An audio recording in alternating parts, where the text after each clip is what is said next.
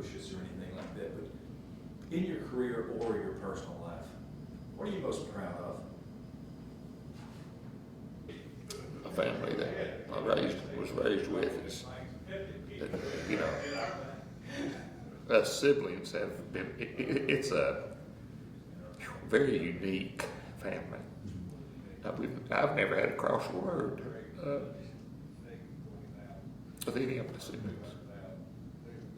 But my family, my wife, my children, they stood by me.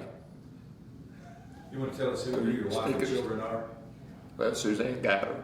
Suzanne Bricky. She was a Bricky. I have Christy and Timmy, and 6 grandkids, and 1 great-grand, and 1 on the way. I understand. I bet you didn't know that, did you? I've not been able to do anything by myself. Hundreds of people have been by my side to make me look good, I guess you would say. So is that in a professional way? Yeah, I mean, it's a team effort. First thing that comes to my mind is family. Proud of my family. Proud that I live in Loudon, Tennessee. Proud that I was given the opportunity to contribute in some way. Made some mistakes along the way.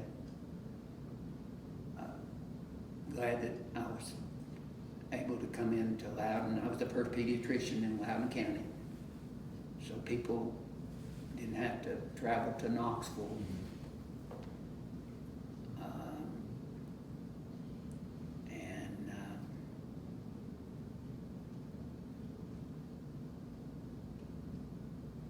Just proud that I was given the opportunity to do some things. So, with that, what do you want your legacy to be? Everyone has a legacy, good or bad. So what do you want? Well, I want it to be good, of course. Yeah. So and I'm sure there's, you know, and when you get into politics, you're kind of a target, you know, and I've tried to keep politics out of the business, but you can't. I mean, it's just it's there. I just want people to, I guess, know that I was a fair person, compassionate to their needs, and helpful. Try to be helpful to everybody that needed it. But again, I don't take any of the credit. It's the people around you. So what's your legacy going to be? What do you want it to be? I think that I hope people, my patients and my patients' families, parents, the people that I've been involved with, will look at our relationship not only as a doctor-patient relationship, but that I hope that I listened more than I talked, and that I gave people time to tell me what their concerns were. And I hope that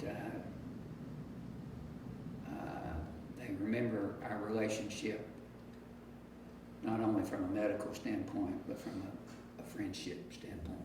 Yeah. Okay, we were talking about the things that you were most proud of, and you wanted to continue with that. Yeah, I sure do. Another thing that I'm very proud of is my immediate family. My wife, Adrian's Prater Guider. We've been married for almost 37 years now. And my son, Will, who very proud of. He's a pediatrician as well. works at East Tennessee Children's Hospital.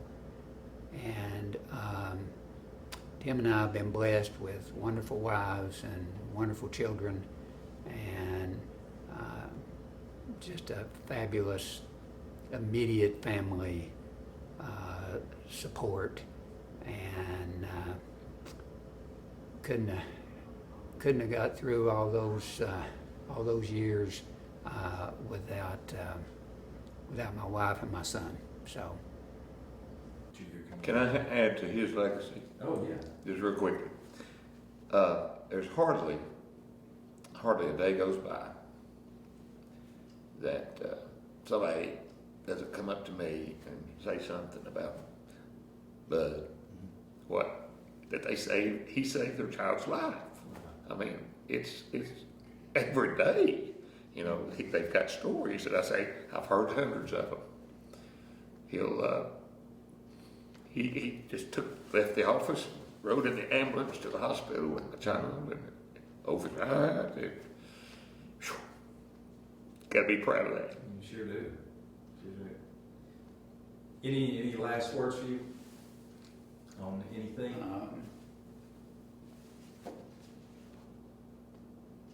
I just would reiterate something that Tim said, that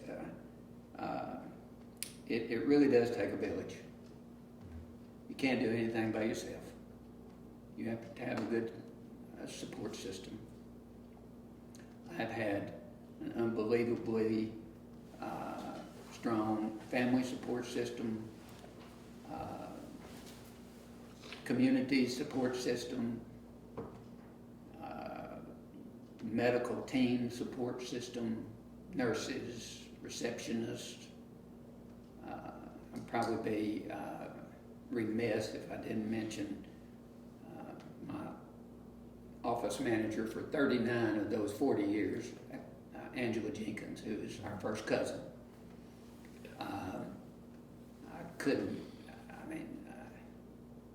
have done any of that without her and the support of the nurses and office staff, and just you gotta lean on people. And I had a lot of good people to lean on. I'm gonna add one thing that probably has nothing to do with the question, but It's all right. when as my patients grew, they kind of graduated. They graduated from high school, and when they graduated from high school, they basically graduated from my practice as well, and they would go into the adult world and have to leave my practice and get an adult physician. And one thing I always told them, as their last visit at the office, oftentimes referred to it as Dr. Bud's 7 B's, but it's not my 7 B's, it's just 7 things that I've thought of over the years. And one is the first B is believe, and that's kind of a two-parter: believe in God and believe in yourself, that you can do anything you put your mind to. Be kind, be fair, be honest, be dependable, behave, and be humble. That's the 7 B's. And I hope that and I always told them I have to remind myself of that every day, all 7 of those things. And we all, if all of us did those 7 things, as simple as they seem, and some of them are not so simple sometimes. No. But as simple as they seem, if we all did that, this world would be a better place. And